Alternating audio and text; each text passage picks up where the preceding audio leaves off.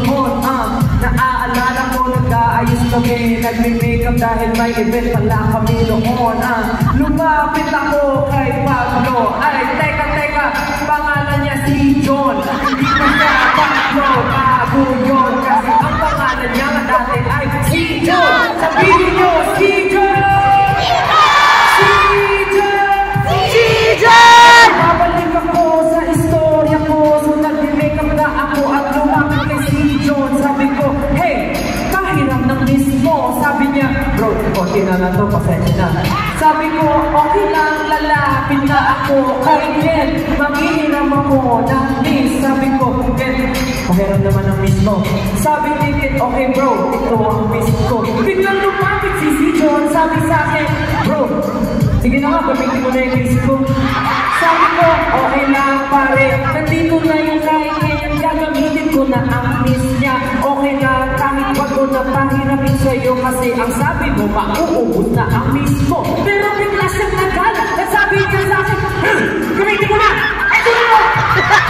Nagulat ako, pinagin niya, ang nagbasag ng miss niya, nagulat ako, at ako'y naging malaki ng sabi ko sa akin si John. Ako'y natawa na, nagsigaw-sigaw si John, biglang lumapit si Ken. Bro, bakit mo sinisigawan si Ken?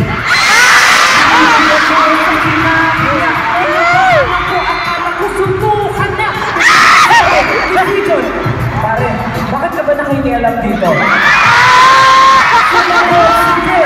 Lumapit kay si John, dibdib sa dibdib. Ang sabi niya, eh bakit mo sinisigawan si Ken?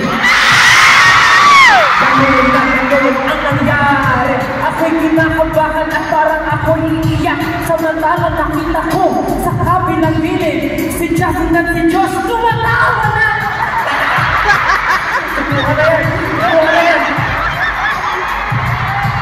Samantalang ako, nakikiram lang ng miss. Hindi ko alam ang gagawin hanggang kinakabahan na ang isang iskan nandun lamang sa isang tabi. Pero ang nangyari, hindi ko natapos ang makeup ko dahil wala na ako miss. Pero okay lang yun. Kasi alam niyo ba, hindi na kami mag-aaway dahil sa isang miss. Kasi ngayon lahat kami may family na kahit na kami tayo. Let's go.